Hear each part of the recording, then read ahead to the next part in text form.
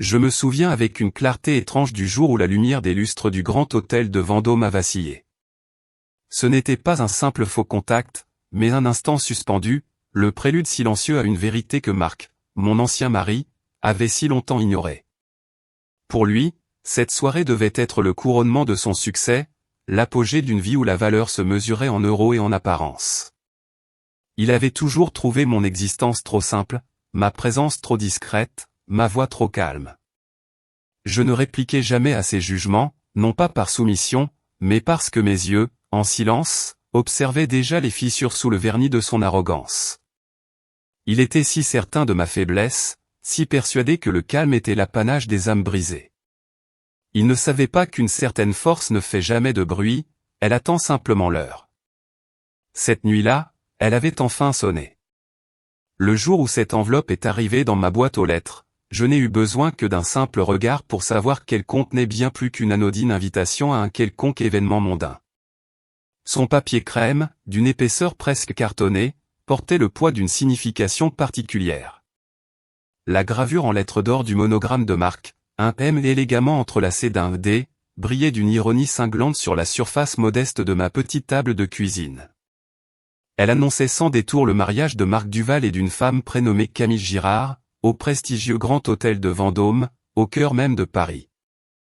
Il y a des vérités qui vous frappent comme un coup de poing brutal, vous laissant immédiatement le souffle coupé, vous privant de toute capacité à réagir. Et puis, il y en a d'autres, plus pernicieuses, qui se glissent sournoisement dans votre existence, se moquant de la tranquillité fragile que vous avez réussi, au prix de tant d'efforts, à reconquérir. Cette invitation, je l'ai sentie au plus profond de moi, appartenait indéniablement à la seconde catégorie. C'était un message, clair et froid.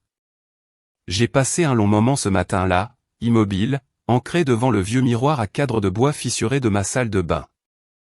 J'y cherchais à reconnaître les traits familiers de Sophie Dubois, la femme que j'étais, celle que j'étais devenue. Mes 40 ans s'y lisaient sans phare, sans artifice, non pas seulement gravés par le passage inéluctable et implacable du temps.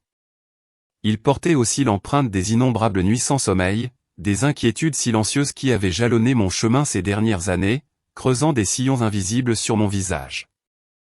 J'ai vu la fatigue profonde nicher au coin de mes yeux, oui, cette fatigue qui ne me quittait jamais vraiment. Mais j'y ai discerné aussi, pour la toute première fois depuis si longtemps, une lueur nouvelle. Une étincelle. Quoi au juste, je ne saurais pas encore le nommer précisément. Une sorte de curiosité froide, peut-être, une dignité retrouvée que je croyais avoir perdue à jamais, ou la trace indélébile d'une détermination qui refusait désormais de s'éteindre.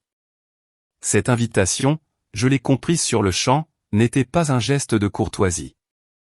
Elle était une provocation manifeste, un défi lancé avec une arrogance à peine voilée, calculé pour atteindre son but ultime. Marc ne m'invitait pas par bonté de cœur, mais pour me voir, pour que le monde entier me voie, brisé, à ses pieds, un trophée de sa nouvelle vie éclatante.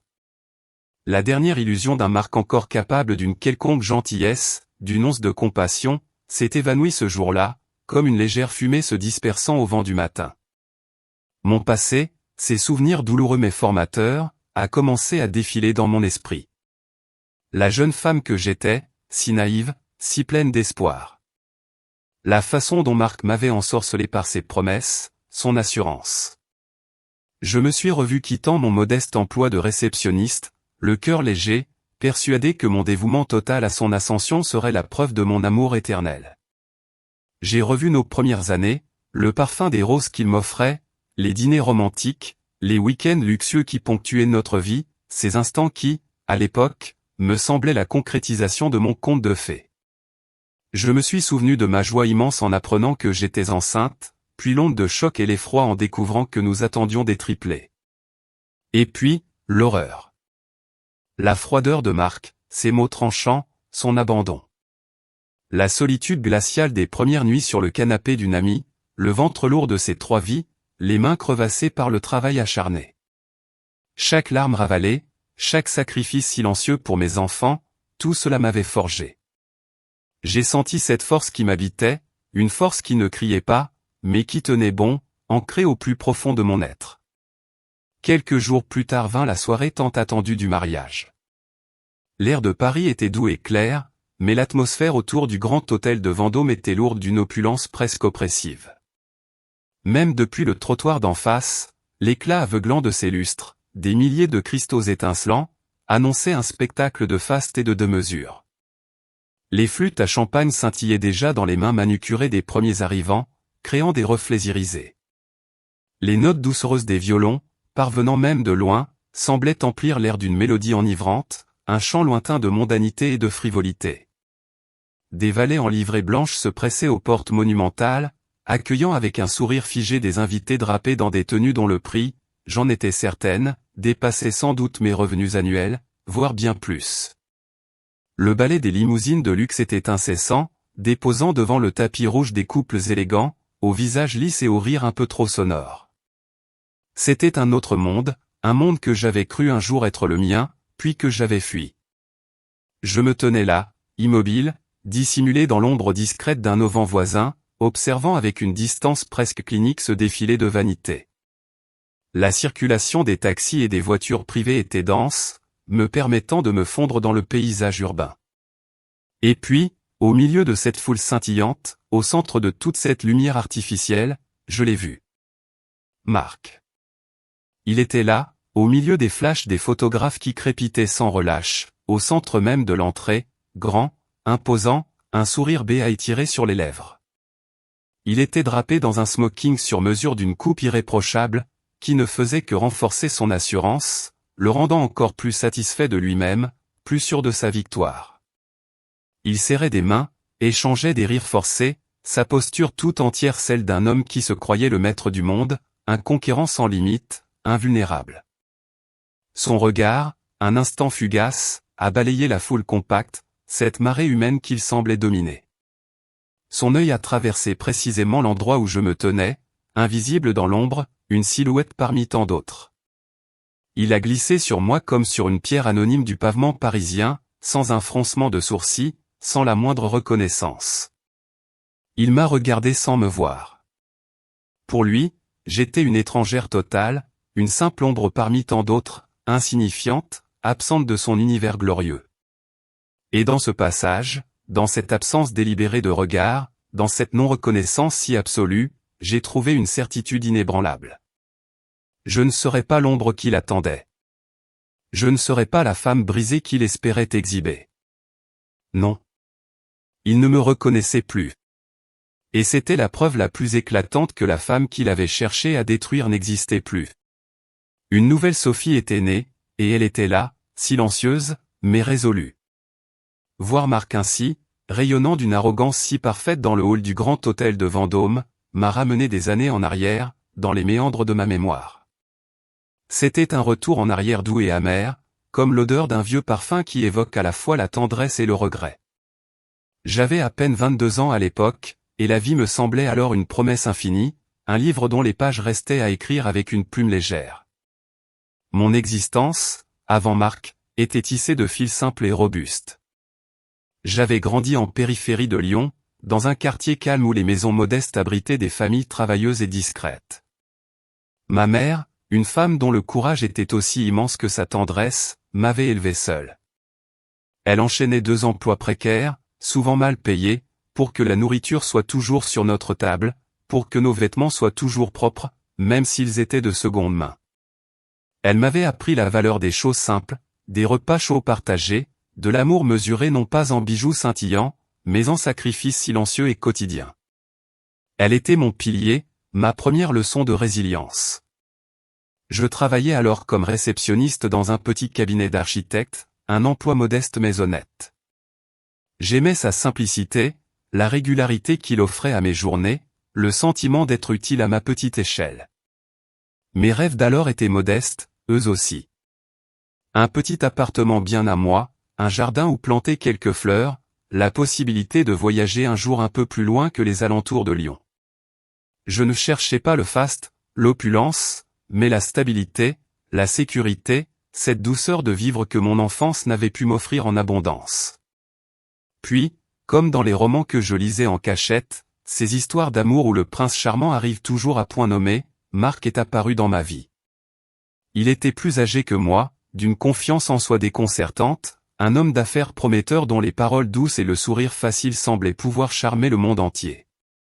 Il dégageait une aura de réussite, de maîtrise, une force tranquille qui m'a immédiatement attiré. À mes yeux, il semblait incarner tout ce que je n'avais jamais eu, un sauveur venu tout droit d'un conte de fées que je croyais réservé aux héroïnes d'histoire, pas à moi, la petite Sophie Dubois de la périphérie lyonnaise. Il me promettait une vie que je n'avais jamais osé imaginer, un foyer rempli de confort et de sécurité, une famille construite sur la stabilité et la joie, des rêves plus grands que tout ce que mon petit monde d'alors m'avait jamais permis d'espérer. Ces mots étaient comme une mélodie enchanteresse, une promesse de bonheur éternel. Ma mère, avec sa sagesse tranquille et son regard perçant, avait murmuré quelques avertissements, des mises en garde subtiles sur les apparences trompeuses, sur les ombres qui pouvaient se cacher derrière les lumières les plus vives. La beauté extérieure peut cacher bien des choses, ma fille, m'avait-elle dit, sont ton empreint d'une sagesse silencieuse.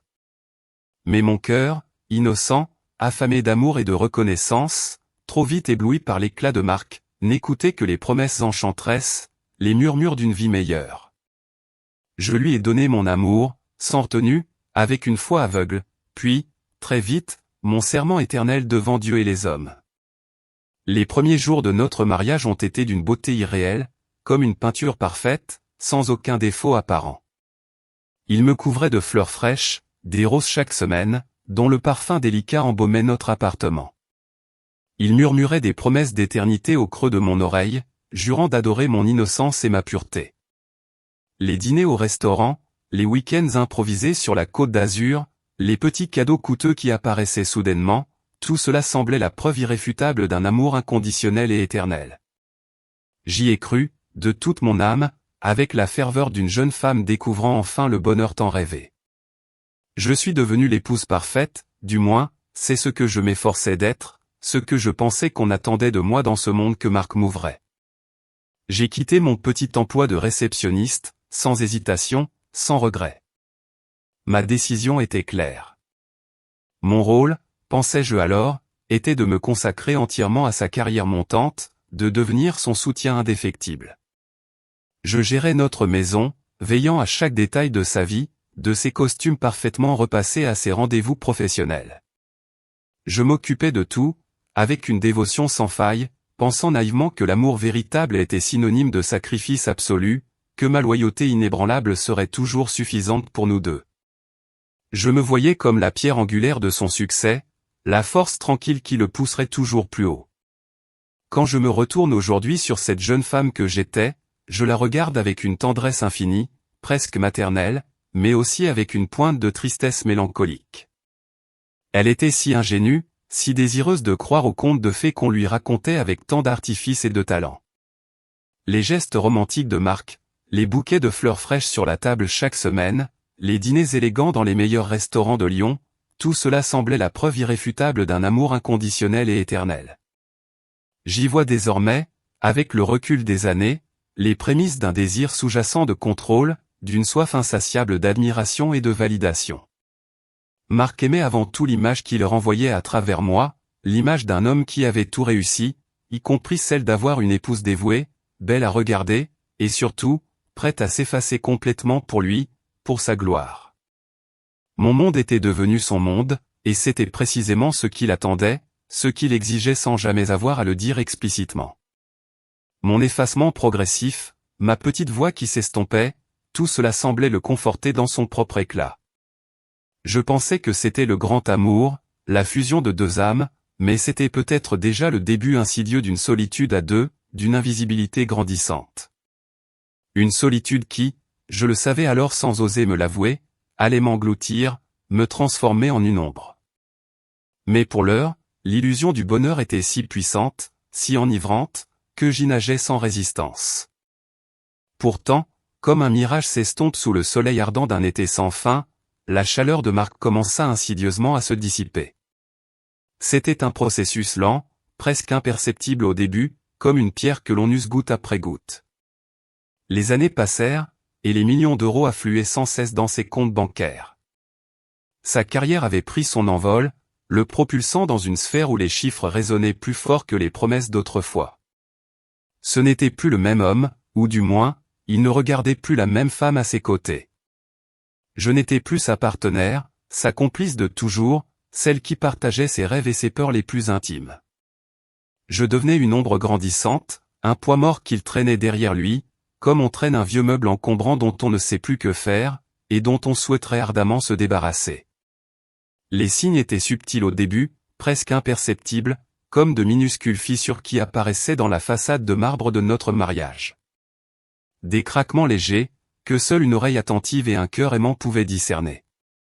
Il rentrait de moins en moins souvent, prétextant des dîners d'affaires incontournables, des réunions cruciales, et des soirées mondaines devenues, disait-il, sa nouvelle réalité professionnelle. Je restais à la maison, veillant sur un foyer qui, peu à peu, perdait de sa chaleur, de son âme, se transformant en une coquille vide où résonnait le silence. Je me souviens très bien de ces remarques, lancées parfois avec l'air d'une plaisanterie innocente, un sourire en coin qui ne parvenait pas jusqu'à ses yeux. D'autres fois, c'était un ton plus acerbe, plus tranchant, qui me glaçait le sang, laissant derrière lui une blessure invisible mais profonde. « Ton style est trop simple, Sophie, disait-il, balayant du regard ma robe soigneusement choisie. Mais tu ne t'habilles pas comme les femmes de mes associés. Elles sont plus sophistiquées, tu sais. Plus au fait des dernières tendances. » Mon cœur se serrait. J'avais toujours privilégié le confort, la discrétion. Mais soudain, ma simplicité, ce que j'avais toujours considéré comme une vertu, devenait un défaut, une faute impardonnable dans son nouveau monde. J'essayais de comprendre, de décrypter ces codes complexes qui régissaient son nouvel univers.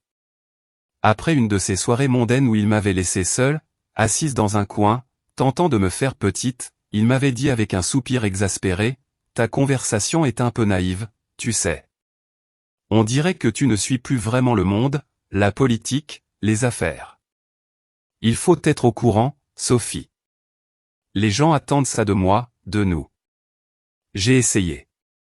Oh, j'ai tellement essayé de correspondre à cette image idéale qu'il avait de l'épouse parfaite, de la femme mondaine et brillante qu'il aurait voulu à ses côtés. J'ai acheté de nouveaux vêtements, des robes que je n'aurais jamais portées avant, des bijoux discrets pour tenter de me fondre. J'ai lu des journaux économiques que je ne comprenais qu'à moitié, tentant désespérément de me familiariser avec les fluctuations boursières, les enjeux géopolitiques, les dernières fusions-acquisitions dont il parlait avec tant de passion. Je tentais désespérément de me fondre dans ce monde où tout brillait trop fort pour moi, où les codes m'échappaient constamment, où chaque mot, chaque geste semblait avoir une importance calculée. Mais ce n'était jamais assez. Jamais. Marc ne me voyait plus réellement. Ou plutôt, il me voyait comme un reflet imparfait, une image pâlie de ce qu'il aurait voulu à ses côtés, une femme plus brillante, plus mondaine, plus à l'aise dans les salons feutrés. Mes efforts, mes tentatives désespérées de maintenir un semblant de foyer, mes tentatives de le comprendre, de le rejoindre dans son nouvel univers, tout était balayé d'un revers de main, d'un haussement d'épaules las et agacé. Mes petits repas préparés avec amour, nos soirées télévisées qui étaient jadis nos moments d'intimité, tout cela était devenu obsolète, dépassé, indigne de son nouveau statut. Il n'y avait plus que sa carrière, ses succès, ses ambitions dévorantes. La solitude s'est installée en moi, immense et glaciale, comme une chape de plomb qui s'abat.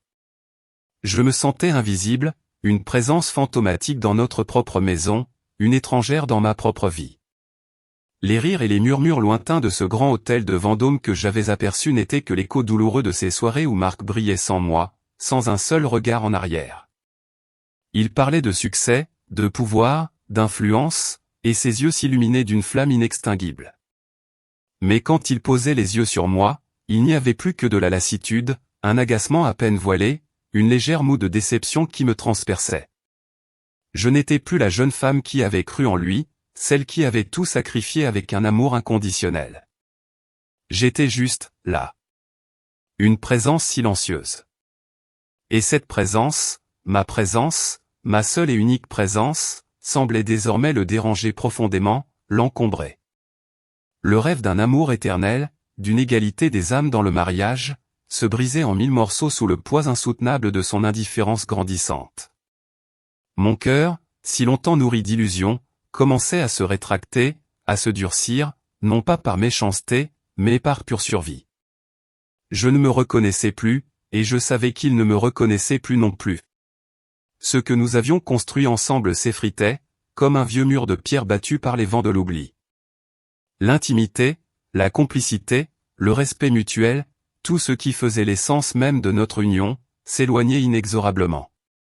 Je n'étais plus qu'un vestige de son passé, une ombre de la femme qu'il avait épousée, et cette prise de conscience fut une douleur sourde, constante, qui m'accompagnait partout. Je sentais mon âme s'enfermer un peu plus chaque jour, pour se protéger de cette froideur grandissante, de cette solitude qui s'était installée au cœur même de mon foyer. Puis, la vie, dans son ironie la plus cruelle, a frappé à ma porte avec une nouvelle qui aurait dû être un véritable miracle. Un matin, après des semaines de léger malaise, de cette étrange fatigue qui s'insinue en vous sans raison apparente, j'ai fait le test. 2 barres. 2 petites barres, si claires, si indéniables, qui ont fait chavirer mon monde. J'étais enceinte. Mon cœur, déjà lourd des non-dits et de la distance grandissante de Marc, s'est rempli d'une joie tremblante, d'une étincelle d'espoir que je croyais perdue à jamais. Un enfant. C'était un secret que j'ai chéri pendant quelques jours, une petite bulle de bonheur fragile que je voulais protéger du monde extérieur, et surtout, de l'indifférence de Marc. Je m'imaginais ce petit être comme un lien nouveau, peut-être, un pont délicat qui ramènerait un peu de chaleur dans notre foyer glacial, une raison de croire à nouveau en nous, en notre famille. La première échographie est arrivée. Je m'y suis rendu seul, Marc étant, comme à son habitude, trop occupé. La salle d'attente, les rires doux d'autres futures mères, tout cela me paraissait lointain, irréel. Quand le médecin a commencé l'examen, son visage s'est éclairé d'un sourire un peu trop large. « Madame Dubois, a-t-il dit, sa voix remplie d'une certaine excitation, il n'y a pas un, mais 3 petits cœurs qui battent ici.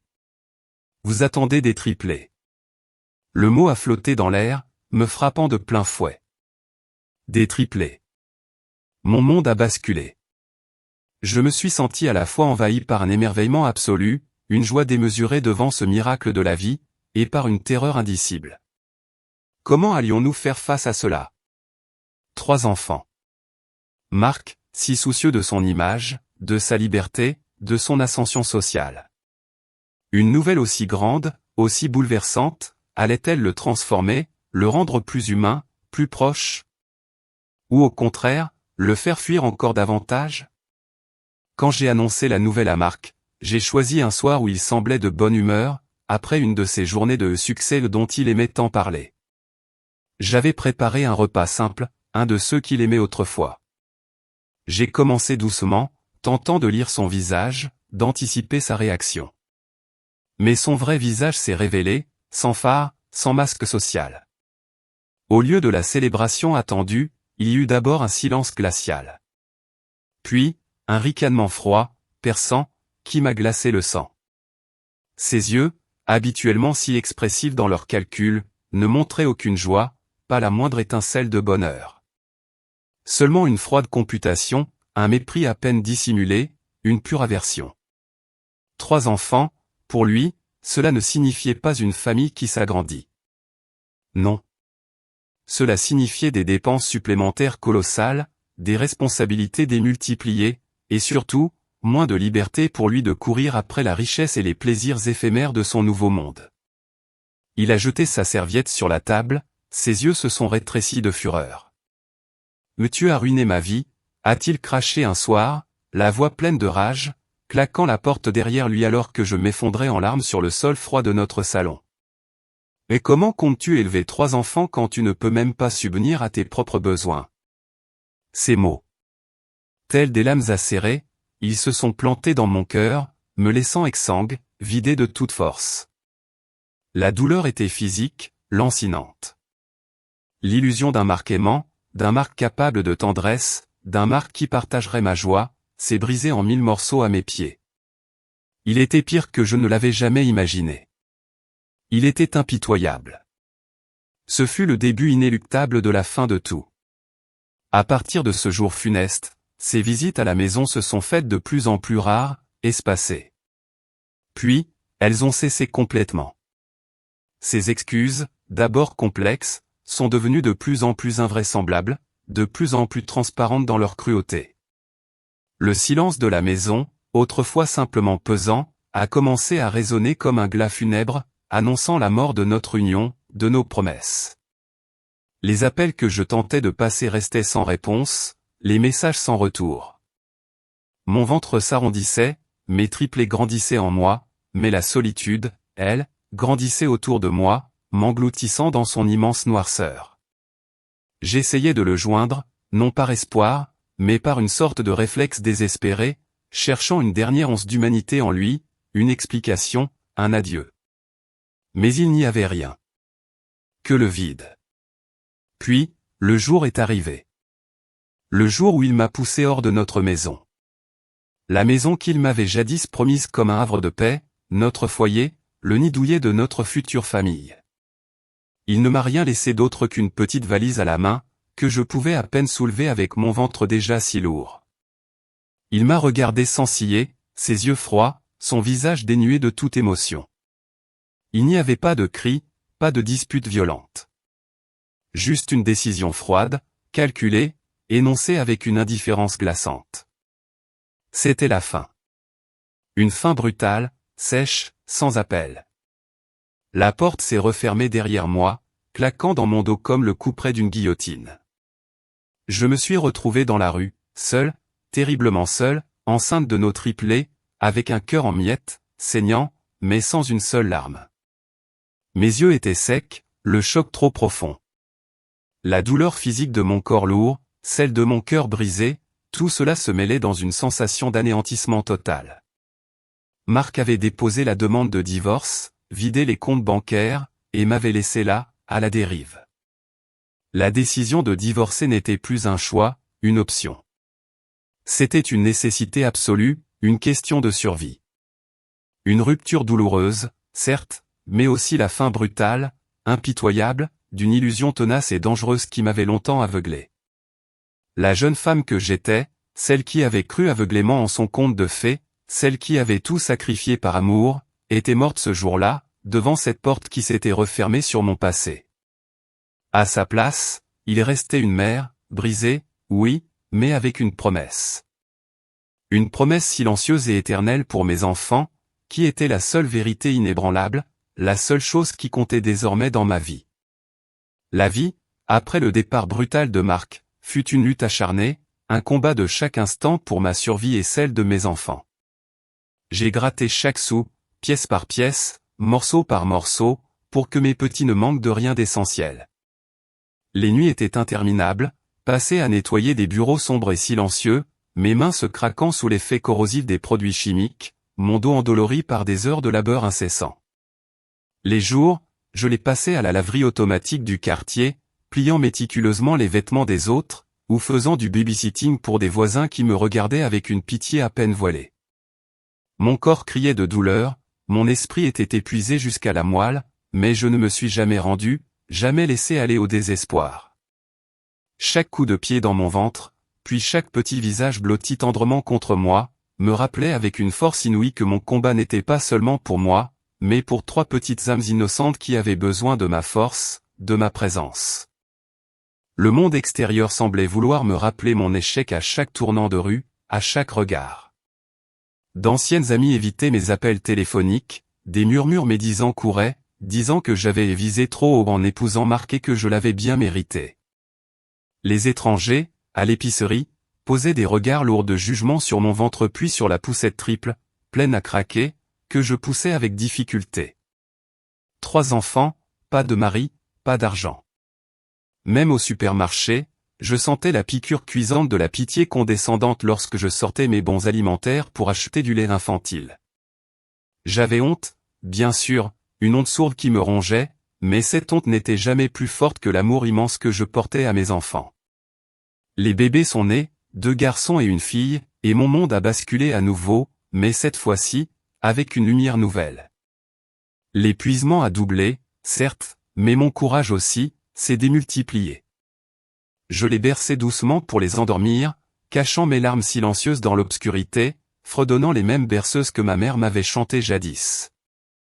Je les nourrissais de mes mains tremblantes, sautant parfois des repas pour m'assurer qu'ils auraient toujours assez. La pauvreté nous serrait la gorge, comme un étau, mais l'amour maternel m'a rendu incassable, indestructible. Le monde pouvait bien m'appeler une ex-femme pauvre, rejetée, oubliée. Marc pouvait rire de ma misère depuis son piédestal doré, sûr de sa victoire. Mais Sophie Dubois portait en elle quelque chose de bien plus puissant que l'argent ou le statut social. Une résilience. Une force d'âme forgée dans la douleur la plus profonde et polie par les sacrifices les plus ardus. Je ne me suis jamais effondré. Chaque larme que j'ai ravalée, chaque effort surhumain que j'ai fourni, c'était pour eux. Pour qu'ils ne se sentent jamais indésirables, pour qu'ils ne pensent jamais être une erreur. Je me suis fait la promesse de les protéger, et c'est dans cette promesse inébranlable que mon cœur s'est, peu à peu, transformé en acier. Non pas un acier froid et amer, mais un acier capable de plier sans jamais rompre, prêt à affronter n'importe quelle tempête avec une détermination inébranlable. Marc pensait m'avoir détruite, m'avoir réduite au néant, mais il avait seulement allumé en moi un feu sacré, une force que je ne savais pas posséder. Ce fond du baril, ce point de non-retour, n'était pas ma fin. C'était, en réalité, le début inespéré de mon ascension. Quelques semaines avant ce jour de noces tapageur, l'invitation dorée est réapparue. Je l'avais jetée dans un tiroir sans y penser, mais elle semblait désormais reposer sur la table de ma petite cuisine, un défi silencieux. Ce morceau de papier brillant, avec le monogramme de Marc, me fixait comme un œil accusateur, ravivant en moi une colère sourde, une vieille peur que je croyais avoir enfin apaisée. Cette convocation n'était pas un geste de courtoisie. C'était une manœuvre, une de ces tactiques dont Marc avait le secret, conçue pour m'humilier, pour me montrer ma place supposée. Mes nuits, déjà courtes et fragmentées par les besoins de mes petits, sont devenues encore plus agitées. J'y ai vu son arrogance, la certitude qu'il aurait de me voir briser. Une part de moi voulait brûler cette maudite carte, l'oublier, fuir encore. Mais une autre, plus profonde et plus forte, celle que mes enfants avaient forgée en moi, murmurait que je ne pouvais plus me cacher. C'est précisément à ce moment de profonde hésitation, alors que mon esprit oscillait entre la fuite et un désir naissant de justice, que j'ai commencé à sentir une présence discrète, presque imperceptible, tisser sa toile autour de moi. Quelques années plus tôt, dans le tourbillon du désespoir le plus noir, après avoir été jeté à la rue avec mes triplés à venir, j'avais cherché du réconfort et de l'aide auprès d'une petite association caritative. Un lieu modeste, niché dans une ruelle discrète non loin de mon quartier. Les Mères Courage, c'était son nom. On y offrait des repas, des conseils juridiques rudimentaires, et surtout, une écoute attentive. J'y avais raconté mon histoire, mon mariage, l'abandon, les enfants.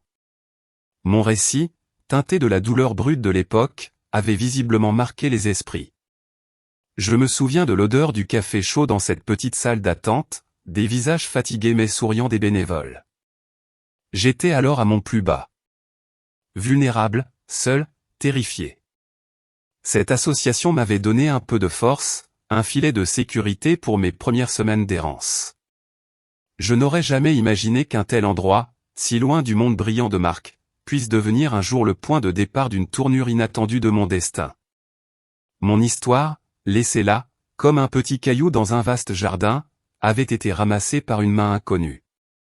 Un après-midi, alors que mes enfants faisaient la sieste et que je tentais de rattraper quelques heures de sommeil volé, mon vieux téléphone a vibré. Un numéro inconnu s'est affiché. J'ai hésité, la plupart des appels inconnus étant des démarchages commerciaux dont j'étais las. Mais quelque chose m'a poussé à répondre. Au bout du fil, une voix masculine, grave et posée, s'est présentée comme Monsieur Lacroix, avocat. Il a dit qu'il agissait pour le compte d'un bienfaiteur anonyme qui, ayant eu vent de ma situation, souhaitait m'offrir son aide. J'ai écouté, le cœur battant à la chamade, l'esprit en alerte. L'aide. Ce mot, si souvent vide de sens, résonnait étrangement. Je pensais qu'il allait me proposer de l'argent, un chèque, ce que j'aurais refusé d'emblée. Mais il n'en a rien été. Monsieur Lacroix a expliqué avec une clarté remarquable que son client ne cherchait pas à faire de la charité, mais à rétablir une forme de justice. Mon client estime qu'il y a là une injustice flagrante, Madame Dubois, a-t-il affirmé, sa voix ne trahissant aucune émotion particulière. Et la justice a parfois besoin d'un coup de pouce discret pour se manifester. Il s'agit d'une opportunité, pas d'une aumône. Une opportunité. Le mot m'a frappé.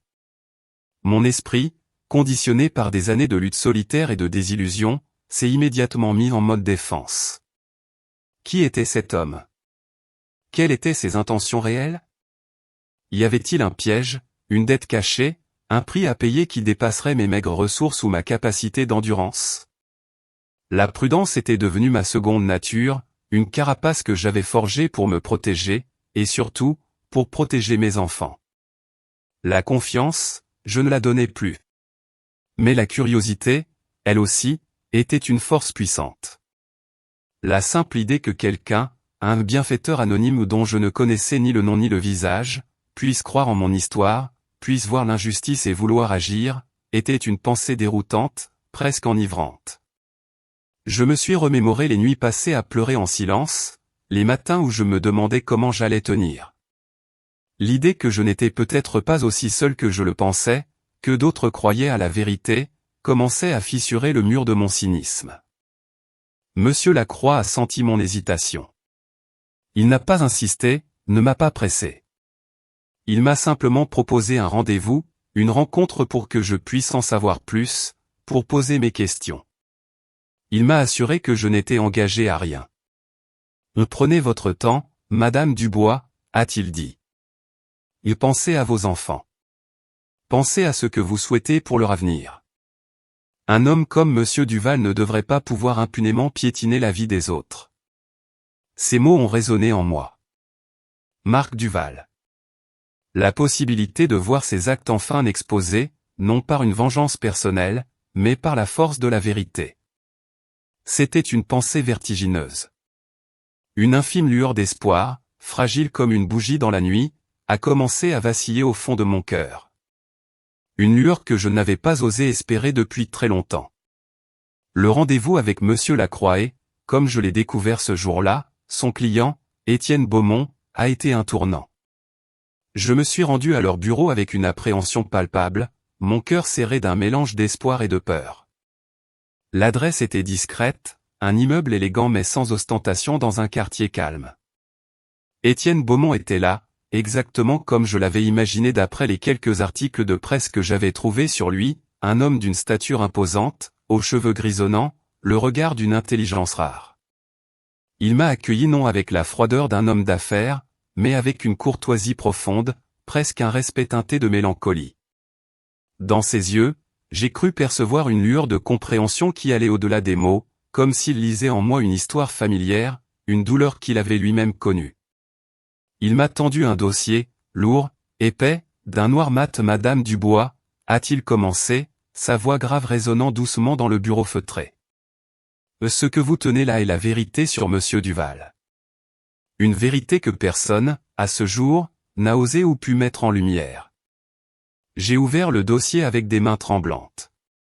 À l'intérieur, des pages et des pages de documents, des graphiques complexes, des relevés bancaires. Monsieur Lacroix, l'avocat, a pris le relais, expliquant avec une clarté redoutable les détails. Ce n'étaient pas des rumeurs d'une ex-femme amère, mais des faits concrets. Marc Duval, l'homme d'affaires brillant et respecté, n'était qu'une façade. Les mots de l'avocat résonnaient dans la pièce, lourds de sens. Détournement de fonds. Fraude fiscale. Blanchiment d'argent. Des termes qui sonnaient comme des coups de marteau dans le silence. Il a montré des schémas de transfert complexes vers des comptes offshore, l'établissement de sociétés écrans, des manipulations comptables d'une ampleur insoupçonnée. Les chiffres défilaient sous mes yeux, des sommes faramineuses. Des millions, puis des dizaines de millions d'euros, s'étaient évaporés de l'entreprise de Marc, détournés pour financer son train de vie somptueux, ses caprices, ses faux-semblants. Le mariage à venir, cette mascarade d'opulence, était en partie financé par cet argent volé. En découvrant l'étendue de la duplicité de Marc, je n'ai pas ressenti de la joie, non. Plutôt une nausée, une amère désillusion qui me tordait les entrailles. L'homme que j'avais aimé, le père de mes enfants, était bien pire que je ne l'avais jamais imaginé. Non pas juste égoïste, mais fondamentalement malhonnête, un criminel dissimulé sous un vernis de respectabilité. Mon monde intérieur s'est de nouveau fissuré, mais cette fois, non par la douleur de l'abandon, mais par le choc de cette réalité si crue, si insoutenable. Mon illusion d'un Marc simplement mauvais s'est brisée, laissant place à la vision d'un homme dangereux, dont l'ambition sans scrupule avait tout corrompu. Étienne m'a observé, son regard perçant. Il a laissé le silence s'installer un instant, me donnant le temps d'assimiler cette montagne de vérité. Puis, d'une voix calme mais empreinte d'une conviction profonde, il a dit, « La vérité, Sophie, a sa propre force. Elle n'a pas besoin de vengeance. Elle a juste besoin d'être révélée. » Ces mots ont résonné en moi avec une justesse inattendue. La vengeance, cette émotion corrosive, n'était pas mon chemin. Je n'aspirais pas à la satisfaction d'une revanche haineuse. Ce que je voulais, ce dont j'avais soif, c'était la justice. Pour mes enfants, pour moi, pour toutes ces mères seules qui, comme moi, avaient été piétinées. Les jours suivants ont été un tourbillon de réflexion. Mes nuits, bercées par la respiration régulière de mes triplés, étaient le théâtre d'une bataille intérieure intense. La peur d'une confrontation publique, d'une nouvelle humiliation, était toujours là, tenace. Mais à chaque fois que je posais mes yeux sur leurs petits visages innocents, dormant paisiblement, une conviction grandissait en moi. Je devais le faire. Non pas pour Marc, non pas pour la société, mais pour ces petites âmes qui avaient besoin de savoir que leur mère n'avait pas laissé l'injustice impunie. Je ne pouvais pas leur enseigner la force en me cachant. Je devais leur montrer ce que c'était que de se tenir debout, même quand tout semble s'écrouler. La décision a été prise. Un soir, après avoir bordé mes enfants, je suis resté assis au bord de leur lit, les regardant dormir. Leurs petits poings serrés, leur visage d'ange, c'était ma raison d'être. Ma décision était irrévocable. J'allais apparaître à ce mariage. Pas comme la victime qui l'attendait, mais comme la femme qui l'avait sous-estimée. Un acte de vérité, non de faiblesse. Je devais reprendre le contrôle de mon récit, de ma propre histoire.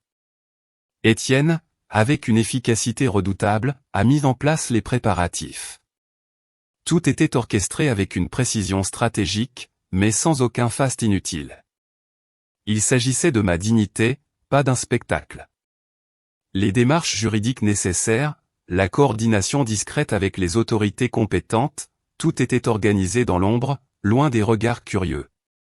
En parallèle, des murmures inquiétants commençaient déjà à circuler dans le cercle restreint des affaires parisiennes. Des rumeurs sur des difficultés inattendues chez Marc Duval, des problèmes de trésorerie qui auraient mis certains investisseurs sur les dents. Son empire, construit sur des fondations corrompues, commençait à trembler, même avant le grand coup de tonnerre.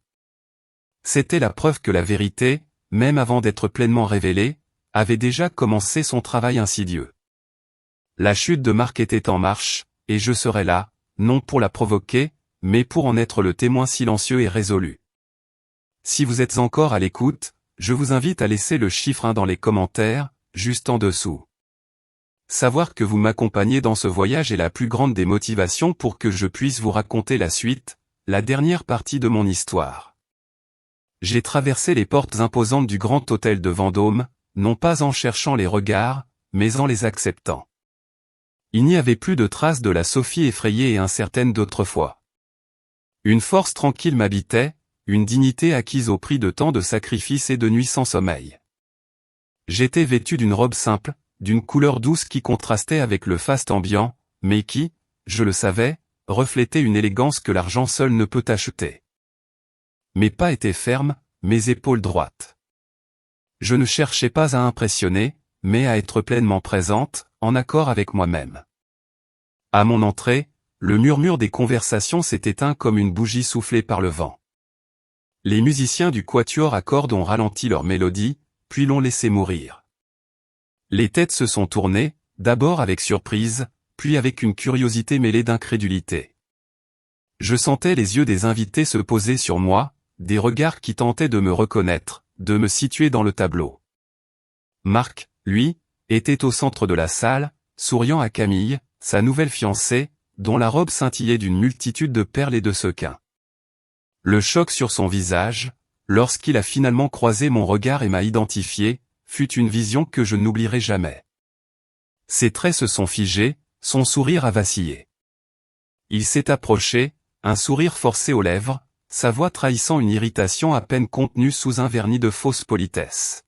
« Tiens, Sophie. Je ne m'attendais pas à te voir braver les convenances.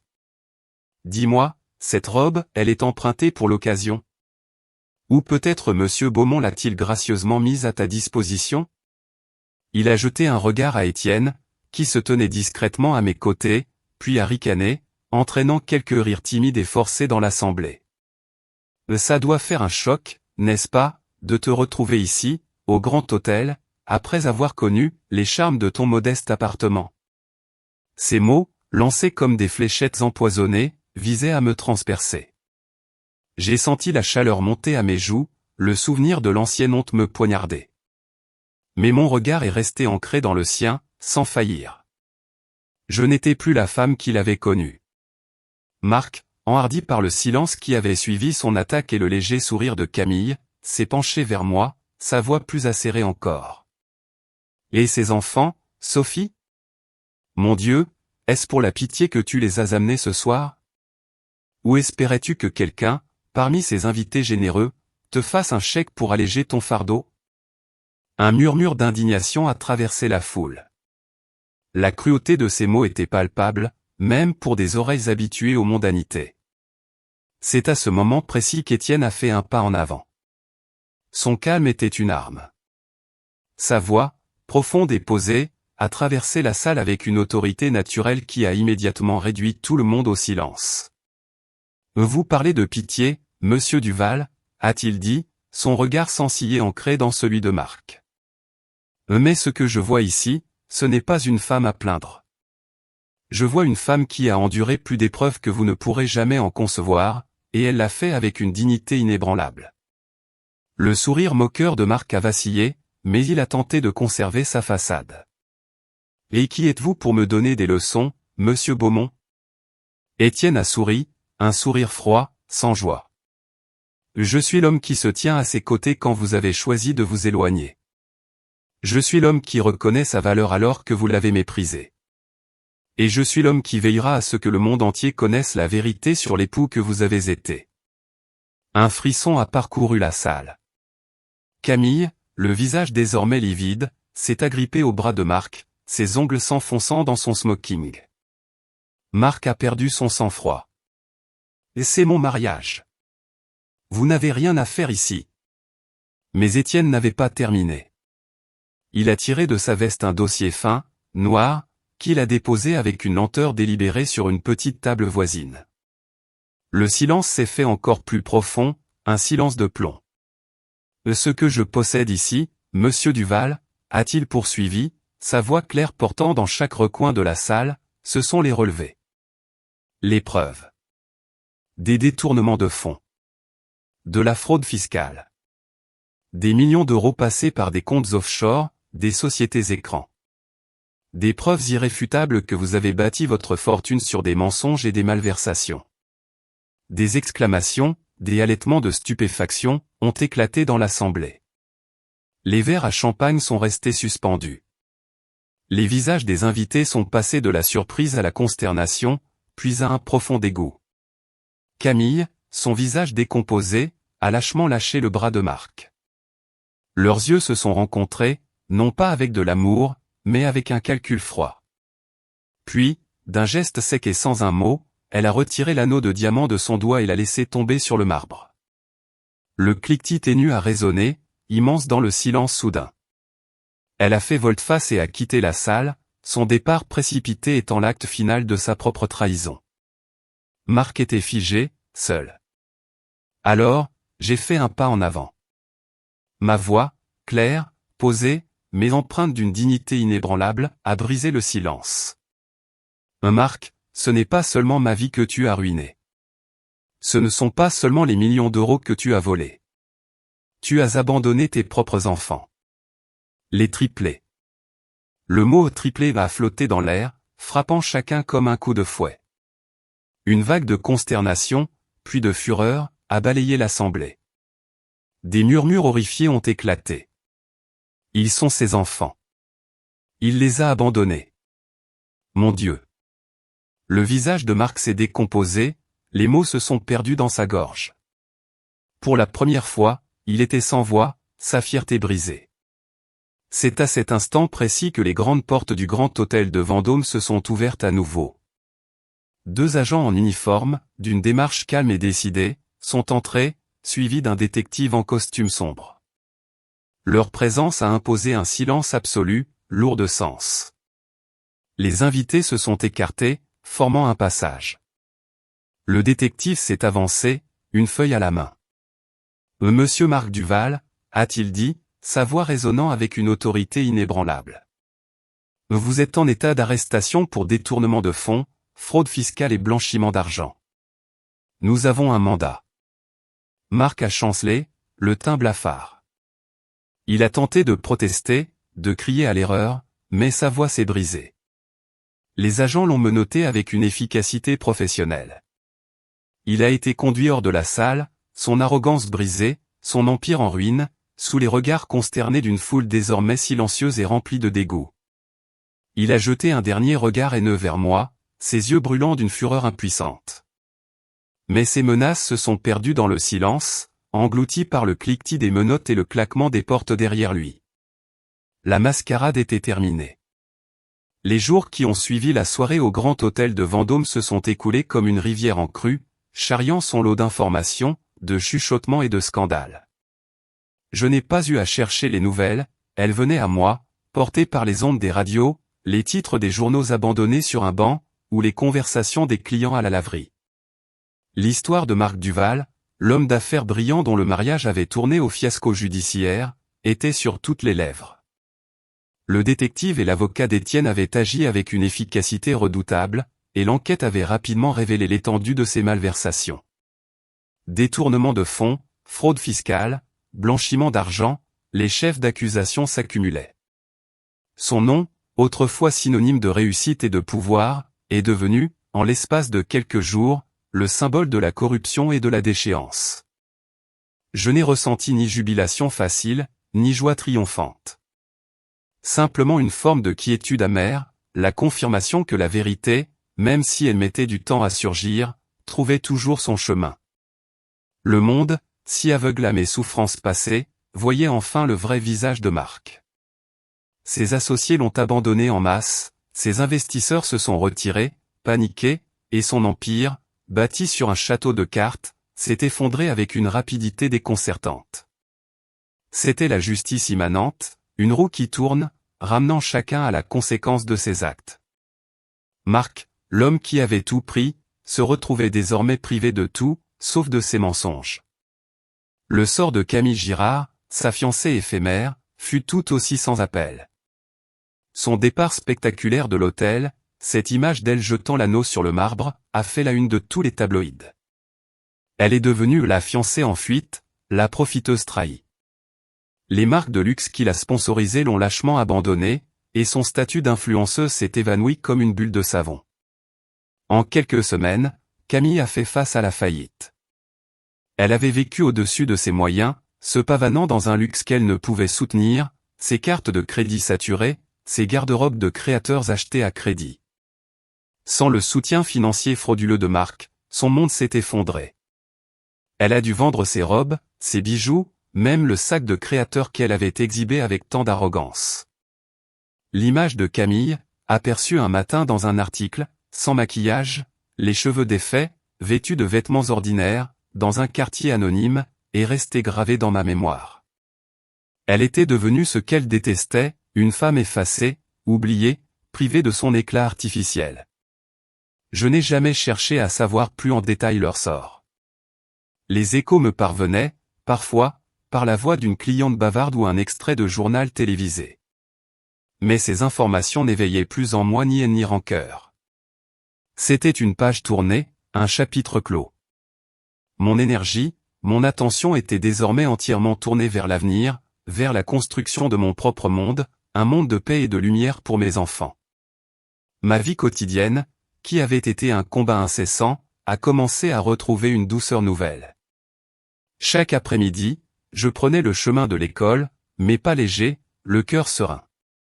Accueillir mes triplés à la sortie, les voir courir vers moi, leurs petits visages s'illuminant de joie, c'était cela, mon véritable trésor, mon réconfort infini.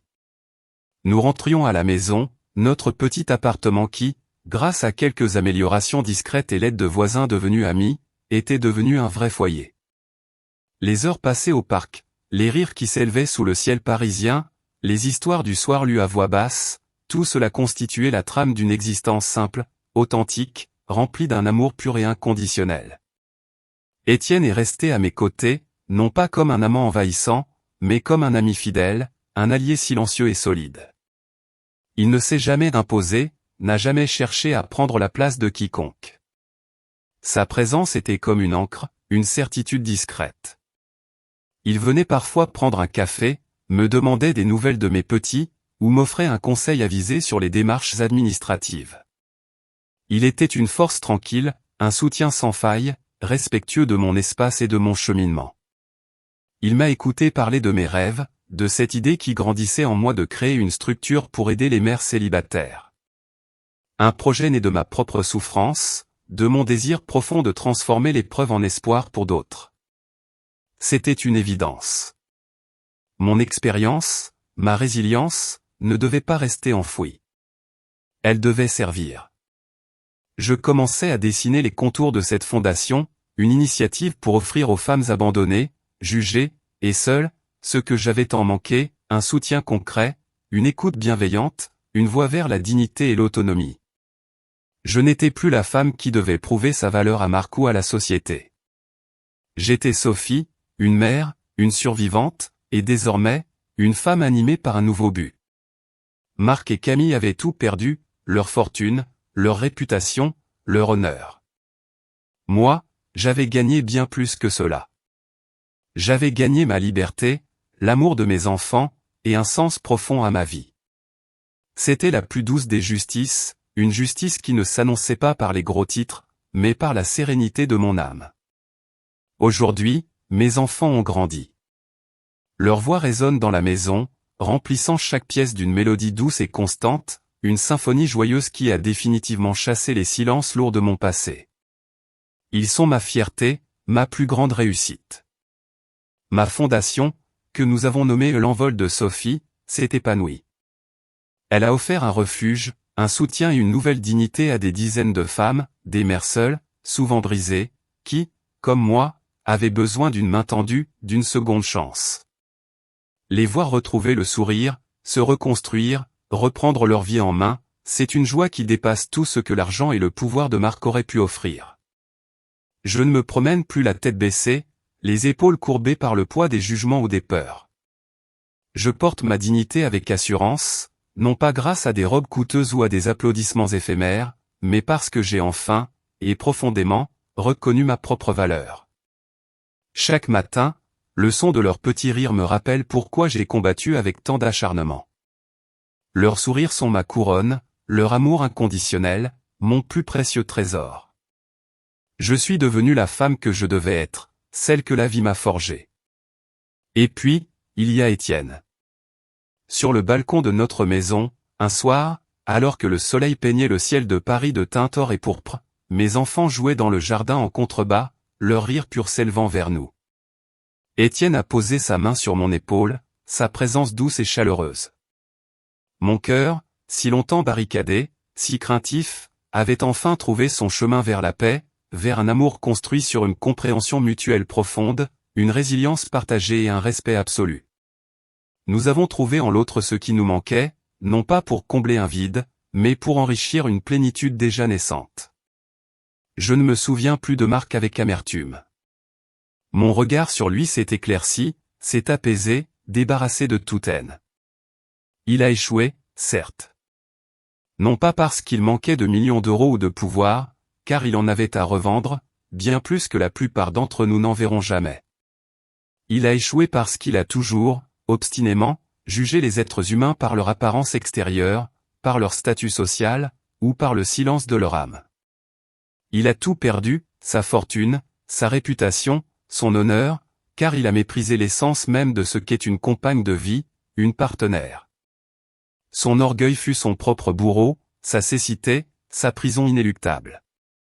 Sa trahison, je le comprends désormais avec une clarté limpide, n'était pas le signe de ma faiblesse, de mon inaptitude. C'était, en réalité, le reflet le plus fidèle de ses propres peurs, de son insécurité profonde, de son ego si fragile qu'il avait besoin de tout contrôler, de tout dominer. Il avait besoin de se sentir indispensable, d'être le seul centre d'attention. Face à une femme qui, dans son silence et sa discrétion, avait su trouver et construire sa propre force, son autonomie intérieure, son ego ne pouvait supporter cette lumière. Il a cherché à me briser, à me réduire au néant, afin de ne pas se sentir diminué lui-même. Mais en réalité, il s'est brisé seul, de l'intérieur. Ma véritable victoire, chers amis, n'a jamais été de le voir tomber en public, ni de le humilier par mes actions ou mes paroles. Non. Ma victoire, la plus précieuse de toutes, fut de préserver ma dignité, de m'éloigner de lui sans explications inutiles, sans rancœur qui aurait pu empoisonner mon âme. Elle fut de vivre pleinement, fidèlement, selon les valeurs profondes que je porte en moi. C'est dans ce choix, dans cette liberté intérieure que j'ai forgée, que j'ai trouvé la paix la plus durable. Une paix que personne, jamais, ne pourra me retirer. L'âme humaine, quand elle est vraie, possède une résilience infinie. Le plus grand voyage n'est pas de trouver un nouveau monde, mais de voir le sien avec de nouveaux yeux. Et vous, chers amis, quel écho cette traversée a-t-elle trouvé dans votre propre vie? Ainsi se clôt le récit de Sophie Dubois. Quelle est votre opinion sur les choix qu'elle a faits? Auriez-vous, chers amis, agi différemment à sa place? Partagez vos réflexions dans l'espace des commentaires, je prends toujours le temps de les lire toutes, avec le plus grand intérêt. Si cette histoire vous a touché, si elle a résonné en vous ou vous a invité à la réflexion, n'oubliez pas de laisser un pouce bleu. Pensez à la partager avec une personne chère qui, vous le sentez, pourrait également y trouver un écho. Et bien sûr, abonnez-vous à notre chaîne pour ne pas manquer nos prochaines explorations des parcours de vie. Je vous donne rendez-vous pour une nouvelle histoire, une nouvelle aventure humaine. Et qui sait, peut-être que la prochaine fois, c'est votre propre écho que vous y découvrirez, une vérité que vous n'aviez pas encore osé regarder en face. Cette histoire est fictive, et les actions présentées ne doivent pas être reproduites dans la vie réelle, regardez-la comme une réflexion sur les relations humaines.